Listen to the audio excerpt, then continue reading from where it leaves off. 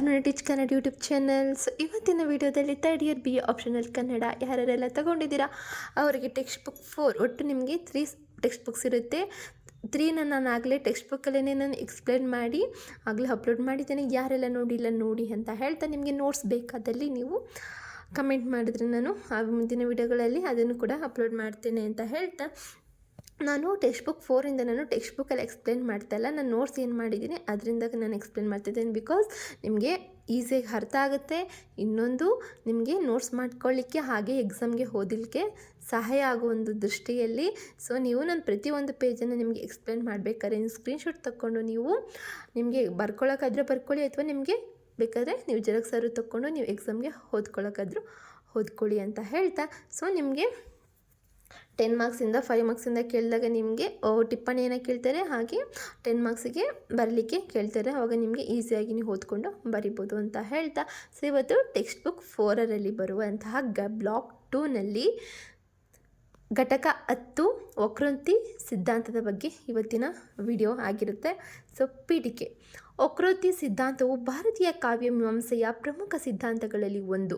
ವಕ್ರ ಎಂದರೆ ವಕ್ರವಾದ, ತಿರುಗಿದ, ಸೊಗಸಾದ, ವಿಭಿನ್ನ ರೀತಿಯ ಉಕ್ತಿ ಎಂದರೆ ಮಾತು ಅಥವಾ ಅಭಿವ್ಯಕ್ತಿ. ಆದ್ದರಿಂದ ವಕ್ರೋಕ್ತಿ ಎಂದರೆ ಸಾಮಾನ್ಯವಾಗಿ ಹೇಳಬಹುದಾದ ವಿಚಾರವನ್ನು ವಿಭಿನ್ನ ಚಾತುರ್ಯಪೂರ್ಣ ಕಾವ್ಯಮಯ ಶೈಲಿಯಲ್ಲಿ ಹೇಳುವುದನ್ನು ನಾವು ಏನಂತ ಕರಿತೇವೆ ಅಂತಂದರೆ ವಕ್ರೋಕ್ತಿ ಸಿದ್ಧಾಂತ ಅಂತ ಕರಿತೇವೆ.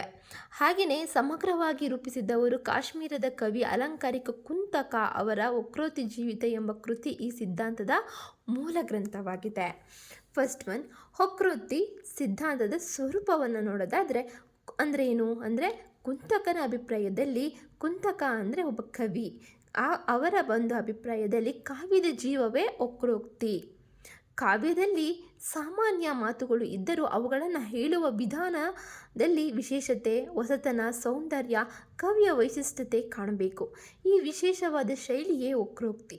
ಉದಾಹರಣೆಗೆ, ಚಂದ್ರನು ಉದಯಿಸಿದನು ಎಂಬ ಸರಳ ವಾಕ್ಯವನ್ನು ಕವಿ ಹೇಗೆ ಹೇಳಬಹುದು?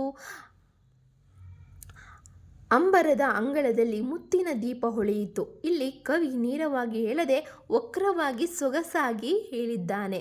ಇದನ್ನೇ ನಾವು ಏನಂತ ಕರಿತೇವೆ? ವಕ್ರೋಕ್ತಿ. ಅಂದರೆ ಸಿಂಪಲಾಗಿ ಹೇಳಬೇಕಂದ್ರೆ ಡೈರೆಕ್ಟಾಗಿ ಹೇಳ್ದೇನೆ ಇಂಡೈರೆಕ್ಟಾಗಿ ಹೇಳೋದನ್ನು ವಕ್ರೋಕ್ತಿ ಅಂತ ಕರಿತೇವೆ. ನೆಕ್ಸ್ಟ್, ವಕ್ರೋಕ್ತಿಯ ಮಹತ್ವ. ಕುಂತಕನ ಪ್ರಕಾರ ಕಾವ್ಯದಲ್ಲಿ ಅಲಂಕಾರಗಳ ರಸ, ಧ್ವನಿ ಎಲ್ಲವೂ ಮುಖ್ಯವಾದರೂ ಅವುಗಳ ಸೌಂದರ್ಯ ವಕ್ರೋಕ್ತಿಯ ಮೂಲಕವೇ ವ್ಯಕ್ತವಾಗುತ್ತದೆ. ಅಂದರೆ ವಕ್ರೋಕ್ತಿ ಇಲ್ಲದೆ ಕಾವ್ಯದಲ್ಲಿ ಜೀವ ಇಲ್ಲ.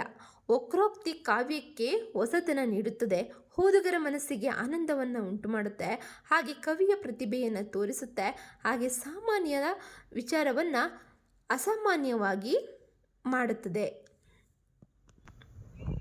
ಥರ್ಡ್ ಒನ್, ವಕ್ರೋಕ್ತಿಯ ವಿಧಗಳು. ಕುಂತಕನು ವಕ್ರೋಕ್ತಿಯನ್ನು 6 ಮುಖ್ಯ ಮಟ್ಟಗಳಲ್ಲಿ ವಿವರಿಸಿದ್ದಾನೆ. ಅವು ಕಾವ್ಯದ ವಿಭಿನ್ನ ಅಂಗಗಳಲ್ಲಿ ಕಂಡುಬರುವ ವಕ್ರತೆಯನ್ನು ಸೂಚಿಸುತ್ತವೆ. 6 ಅಂದರೆ 1 ವರ್ಣವಕ್ರತೆ, ಪದವಕ್ರತೆ, ಪದಪರ್ಯಾಯ ವಕ್ರತೆ, ಹಾಗೆ ವಾಕ್ಯ ವಕ್ರತೆ ಮತ್ತು ಪ್ರಕರಣ ವಕ್ರತೆ, ಹಾಗೆಯೇ 6th ಒನ್ ಪ್ರಬಂಧ ವಕ್ರತೆ. ಇವಾಗ ನಾವು ಒಂದೊಂದೇ ಬಗ್ಗೆ ತಿಳಿದುಕೊಂಡು ಹೋಗೋಣ. ವರ್ಣ ವಕ್ರತೆ ಅಂದರೆ ಇದು ಅಕ್ಷರಗಳ ಧ್ವನಿಗಳ ಮಟ್ಟದಲ್ಲಿ ಕಾಣುವ ವಕ್ರತೆ. ಅನುಪ್ರಾಸ, ಯಮಕ ಮೊದಲಾದ ಶಬ್ದಾಲಂಕಾರಗಳು ಇದರ ಭಾಗ. ಉದಾಹರಣೆಗೆ, ಕಮಲಕಾಂತಿ ಕಂಠದಲ್ಲಿ ಕನಕ ಕಂಕಣ. ಇಲ್ಲಿ ಕ ಧ್ವನಿಯ ಪುನರ್ವರ್ತನೆ ಸೊಗಸನ್ನು ನೀಡುತ್ತದೆ.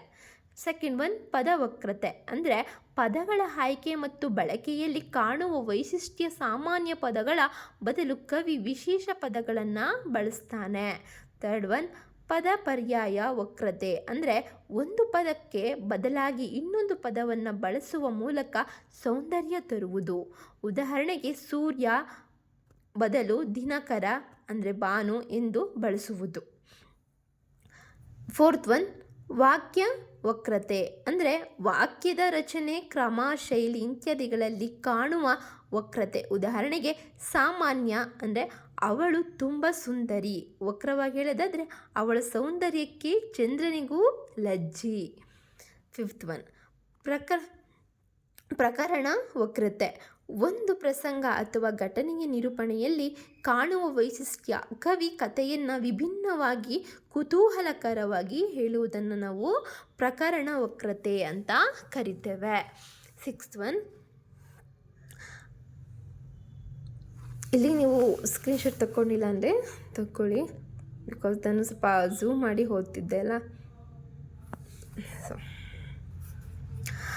ಪ್ರಬಂಧ ವಕ್ರತೆ 6th ಒನ್, ಸಂಪೂರ್ಣ ಕಾವ್ಯದ ಮಟ್ಟದಲ್ಲಿ ಕಾಣುವ ವಕ್ರತೆ ಕಥಾ ಸಂರಚನೆ, ಪಾತ್ರಗಳ ರೂಪಕಲ್ಪನೆ, ನಿರೂಪಣೆ ಅಂತ all these contribute. Next 4th one, ವಕ್ರೋಕ್ತಿ ಮತ್ತು ಇತರ ಸಿದ್ಧಾಂತಗಳ ಹೋಲಿಕೆಯನ್ನು ನೋಡೋದಾದರೆ ಅಲಂಕಾರ ಸಿದ್ಧಾಂತ ಅಲಂಕಾರಗಳಿಗೆ ಪ್ರಾಮುಖ್ಯ ನೀಡುತ್ತದೆ. ಧ್ವನಿ ಸಿದ್ಧಾಂತ ಅಂದರೆ ಆನಂದವರ್ಧನ ಧ್ವನಿಯನ್ನು ಕಾವ್ಯದ ಆತ್ಮ ಎಂದು ಹೇಳ್ತಾನೆ. ನಾವು ಹಿಂದಿನ ವಿಡಿಯೋದಲ್ಲಿ ನೋಡಿದಾಗೆ ಆನಂದವರ್ಧನ ಏನು ಹೇಳ್ತಾನೆ, ಕಾವ್ಯದ ಆತ್ಮ ಅಂತ ಹೇಳ್ತಾನೆ. ರಸ ಸಿದ್ಧಾಂತ ಭರತ ಏನು ಹೇಳ್ತಾರೆ, ಧ್ವನಿ ಸಿದ್ಧಾಂತದಲ್ಲಿ ಧ್ವನಿಯೇ ಕಾವ್ಯದ ಆತ್ಮ ಅಂತ ಹೇಳ್ತಾರೆ ಯಾರು, ಆನಂದವರ್ಧನರು. ಬಟ್ ರಸ ಸಿದ್ಧಾಂತದಲ್ಲಿ ಭರತ ಅವರು ಏನು ಹೇಳ್ತಾರೆ ಅಂದರೆ ರಸವೇ ಕಾವ್ಯದ ಆತ್ಮ ಅಂತ ಹೇಳ್ತಾರೆ. ಆದರೆ ಕುಂತಕನ ಪ್ರಕಾರ ಈ ಎಲ್ಲವೂ ವಕ್ರೋಕ್ತಿಯೊಳಗೇ ಸೇರಿವೆ, ಅಂದರೆ ವಕ್ರೋಕ್ತಿಯ ಎಲ್ಲ ಸೌಂದರ್ಯಗಳ ಮೂಲ ಅದೇ ಆತ್ಮ ಅಂತ ಇವ್ರು ಹೇಳ್ತಾರೆ, ಯಾರು, ಕುಂತಕರು. ನೆಕ್ಸ್ಟ್ 5th ಒನ್, ವಕ್ರೋಕ್ತಿ ಸಿದ್ಧಾಂತದ ವೈಶಿಷ್ಟ್ಯಗಳ ಬಗ್ಗೆ ನೋಡೋಣ. ಕಾವ್ಯದ ಶೈಲಿಗೆ ಹೆಚ್ಚಿನ ಪ್ರಾಮುಖ್ಯವನ್ನು ನೀಡುವುದು, ಹಾಗೆ ಕವಿಯ ವೈಯಕ್ತಿಕ ಪ್ರತಿಭೆಯನ್ನು ಮೆಚ್ಚುವುದು, ಭಾಷೆಯ ಸೌಂದರ್ಯವನ್ನು ಹೆಚ್ಚಿಸುವುದು, ಓದುಗರಿಗೆ ಹೊಸ ಅನುಭವ ನೀಡುವುದನ್ನು ನಾವು ಇಲ್ಲಿ ವಕ್ರೋಕ್ತಿಯ ಸಿದ್ಧಾಂತದ ಈ 4 ವೈಶಿಷ್ಟ್ಯಗಳಾಗಿದೆ.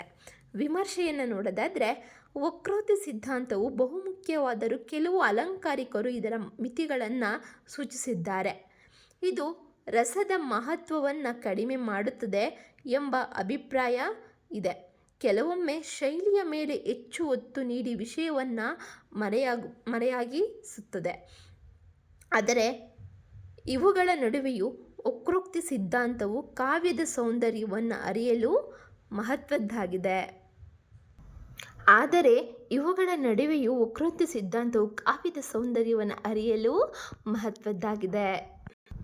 ಸೊ ಕೊನೆಯದಾಗಿ ಉಪಸಂಹಾರವನ್ನು ನೋಡೋದಾದರೆ ವಕ್ರೋಕ್ತಿ ಸಿದ್ಧಾಂತವು ಕಾವ್ಯದ ಸೊಗಸನ್ನು, ಕವಿಯ ಕಲ್ಪನಾ ಶಕ್ತಿಯನ್ನು, ಭಾಷೆಯ ಸೌಂದರ್ಯವನ್ನು ಒತ್ತಿ ಹೇಳುತ್ತದೆ.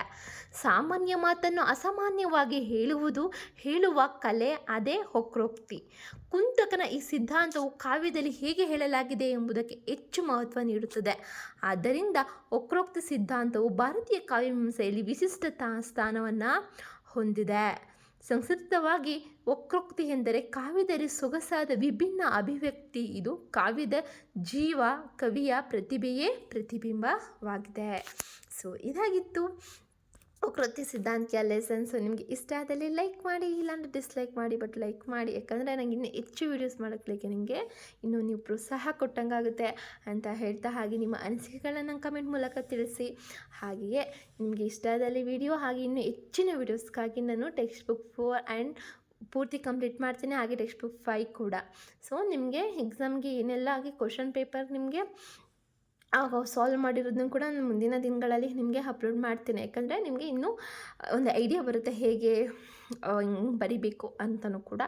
ಸೊ ನಿಮ್ಗೆ ಆ ವೀಡಿಯೋಸ್ ಎಲ್ಲ ಬೇಕು ಅಂದರೆ ನೀವು ಸಬ್ಸ್ಕ್ರೈಬ್ ಮಾಡಬೇಕು, ಹಾಗೆ ವೆಯ್ಟ್ ಮಾಡಬೇಕು ಅಂತ ಹೇಳ್ತಾ, ಸೊ ಮುಂದಿನ ವಿಡಿಯೋ ಘಟಕ 11ರ ಧ್ವನಿ ಸಿದ್ಧಾಂತ ಮತ್ತು ಶಬ್ದ ವ್ಯಾಪಾರ, ವ್ಯಾಚ್ಯಾರ್ಥ, ಲಕ್ಷ್ಯಾರ್ಥ, ವ್ಯಂಗ್ಯಾರ್ಥದ ಬಗ್ಗೆ ನಾನು ಮುಂದಿನ ವಿಡಿಯೋದಲ್ಲಿ ತಿಳಿಸ್ಕೊಡ್ತೀನಿ ಅಂತ ಹೇಳ್ತಾ, ಸೊ ವೆಯ್ಟ್ ಮಾಡ್ತಾರೆ. ಹಾಗೆ ಸಬ್ಸ್ಕ್ರೈಬ್ ಮಾಡಿ, ಪಕ್ಕದಲ್ಲಿರೋ ಬೆಲ್ ಐಕಾನ ಕ್ಲಿಕ್ ಮಾಡಿ, ಆಲ್ ನೋಟಿಫಿಕೇಷನ್ ಮೇಲೆ ಕ್ಲಿಕ್ ಮಾಡಿದ್ರೆ ಏನೇ ಒಂದು ವೀಡಿಯೋಸ್ ಅಪ್ಲೋಡ್ ಮಾಡಿದ್ರು ನಿಮಗೆ ಫಸ್ಟ್ ನೋಟಿಫಿಕೇಷನ್ ಅಂತ ಬರುತ್ತೆ ಅಂತ ಹೇಳ್ತಾ, see you the next video. Bye, take care and thank you for watching.